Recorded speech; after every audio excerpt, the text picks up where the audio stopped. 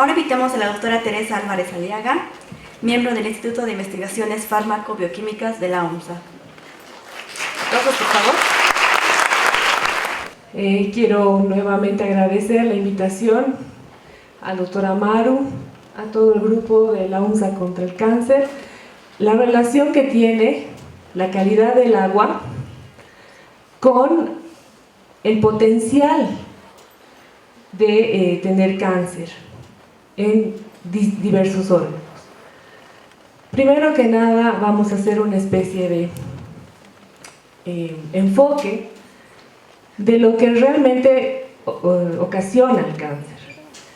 Pensemos que el cáncer es nada más que una lesión, un daño a nivel celular, y este daño generalmente se ha visto que está dado principalmente por mecanismos de oxidación. Esta oxidación se da por la presencia de agentes o elementos reactivos del oxígeno, como por ejemplo el peróxido de hidrógeno, y que van dañando a las células, las lesionan, o bien las van modificando. Ahora entendamos cómo está la salud del medio ambiente. Para entender la salud del medio ambiente, veamos justamente al entorno como un organismo. Y este organismo está regido, como nuestro cuerpo, por el agua.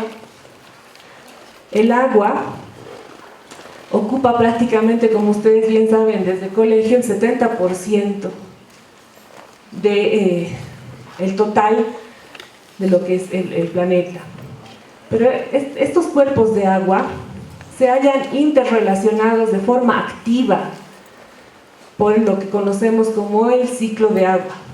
Si entendemos de esa manera el ciclo del agua, podemos entender que también el ciclo de los contaminantes que están presentes en el agua va a tener el mismo flujo. Si por ejemplo nosotros tenemos zonas con grandes concentraciones de pesticidas, fertilizantes o la actividad agrícola en general, los residuos conducidos por los mecanismos que hemos explicado del ciclo del agua a otros lugares, o bien los residuos urbanos, ¿no? Los efluentes urbanos, los vertidos de los lixiviados, los hidrocarburos que a veces se vierten indiscriminadamente al agua, o bien los efluentes industriales, ¿no? Las industrias no tienen ninguna política de tratamiento de las aguas de desecho y las vierten directamente a cuerpos de agua naturales.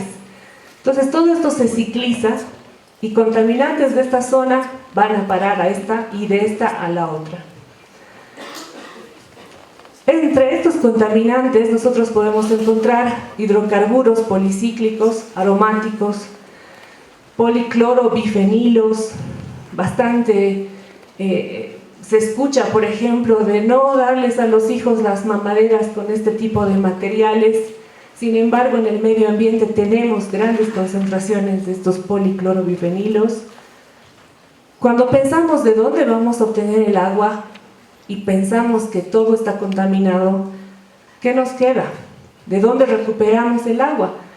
Fácil es pensar que, claro, solo obtenemos del deshielo, pero no estamos tomando en cuenta que ese deshielo está siendo regado prácticamente por la precipitación pluvial, donde habíamos visto que las nubes pueden concentrar grandes contaminantes orgánicos e inorgánicos, bióticos o abióticos. Por lo tanto, las aguas de la lluvia, del granizo, que generalmente eran las aguas que nosotros esperábamos con ansiedad en noviembre, cuando no teníamos absolutamente nada de dotación de agua, pues estaban también, o están potencialmente contaminados. Las aguas superficiales, como bien dijo la doctora María Eugenia, ahí nos quedamos sorprendidos cuando se han hecho un encauce de ríos, por ejemplo, para llenar ciertas represas, sin tener en cuenta que estos ríos pueden arrastrar con ellos también materia orgánica potencialmente peligrosa, y ahora vamos a ver por qué. Y bueno, con llenar la represa nos contentamos, hay agua, pero ¿qué calidad de agua? Es la pregunta. Ni qué hablar de las aguas subterráneas. Los estudios hechos en la UMSA han determinado que las aguas subterráneas prácticamente están más contaminadas que las aguas superficiales. ¿Qué nos va a quedar? ¿De dónde vamos a recuperar agua de consumo? ¿Se han preguntado en algún momento de dónde vienen las aguas embotelladas, envasadas, las que tienen de distintas marcas? ¿Serán realmente aguas de vertientes, de manantiales? ¿Y qué calidad de agua salen de esos manantiales? ¿Quién hace el control de calidad de esas aguas? No hay una sola entidad en nuestro medio que lo haga.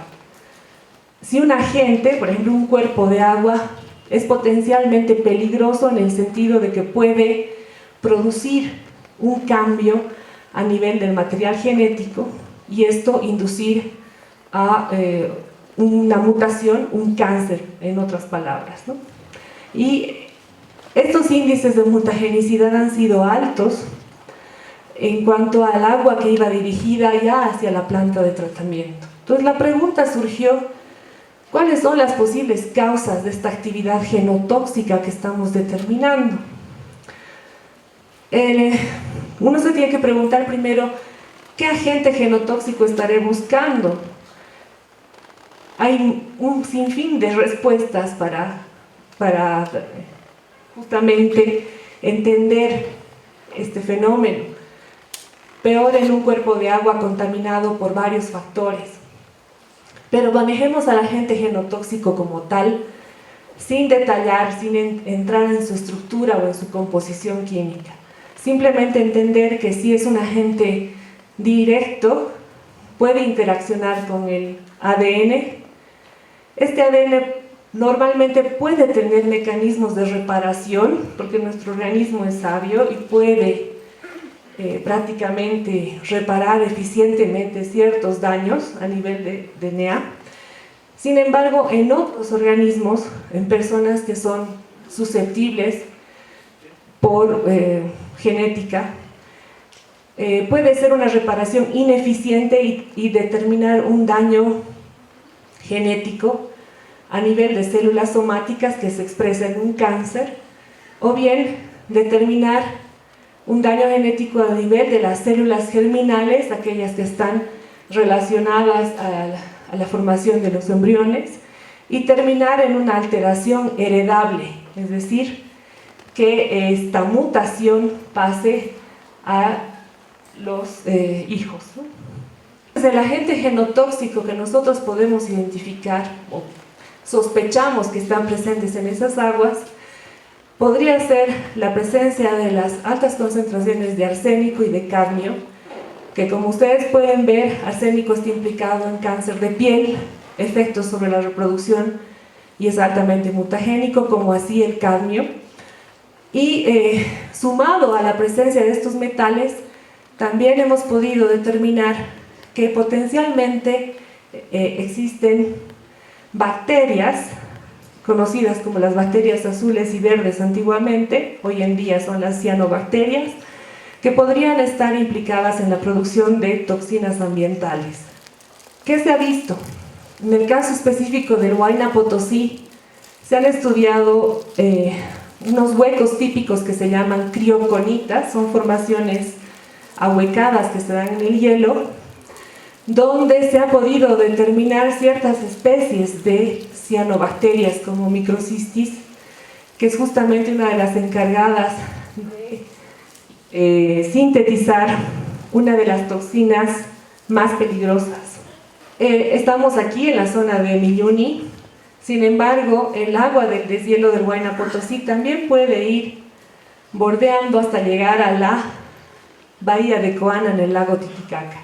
Obviamente aquí es por una serie de ríos, el río Pallina, el río Seque, y en la bahía Coana se ha visto este fenómeno de floración o bloom de cianobacterias, donde obviamente el ganado vacuno se tenía que tenían que saciar la sed y comer, ¿no?, los vegetales que estaban presentes en los bordes del lago, y prácticamente mucho del ganado ha sido afectado por la presencia de estas cianobacterias, principalmente por las cianotoxinas.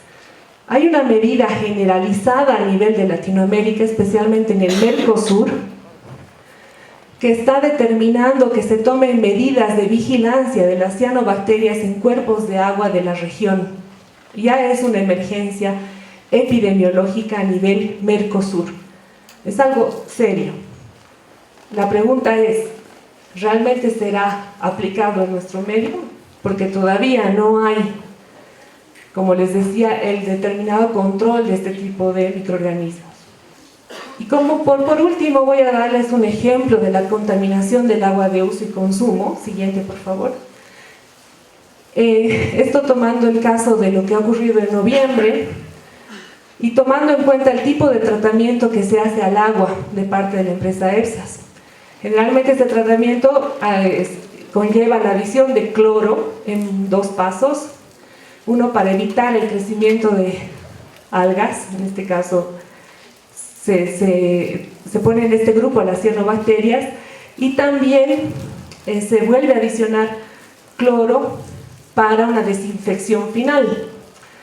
Uno se pregunta si hay un exceso de cloro o el mismo cloro en la concentración normal que se utiliza como desinfectante puede aportar compuestos mutagénicos al agua. ¿Por qué? Porque el cloro reacciona con la materia orgánica que está presente en el agua y se forman una serie de compuestos bastante difíciles de mencionar, que los vamos a ver de grosso modo así, y que determinan justamente un daño genético. Se ha constatado que había un exceso de cloro en el agua y se ha determinado actividad mutagénica en esta agua. Estamos hablando del agua de la pila, ¿no?, del grifo que ha llegado a Miraflores.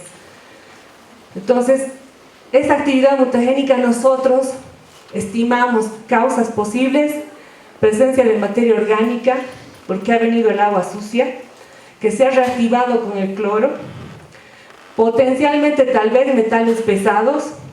Los datos de química nos dicen que habían incluso también nitratos, o puede ser una sumatoria de varias causas. Se concluye que la cloración del agua puede ser uno de los factores de riesgo asociados a enfermedades genéticas, específicamente cáncer. O sea, los nitratos que se han encontrado en el agua en noviembre también nos llaman la atención en la concentración, que estaba en el doble de lo permisible, y hay reportes y evidencias científicas que determinan que si los pacientes que tienen deficiencia en el consumo de vitamina C o sufren alguna enfermedad inflamatoria que quien no tiene a nivel intestinal, son susceptibles a tener riesgo de cáncer de colon si es que en el agua consumen nitratos. Agua que nuestras cañerías, como habíamos hablado anteriormente, tienen alta concentración de materia orgánica acumulada, y que si viene de golpe un brote de agua, arrastra como un tapón, ¿no?, de toda esta materia contenida, y de repente abrimos la pila y sale una borra negra.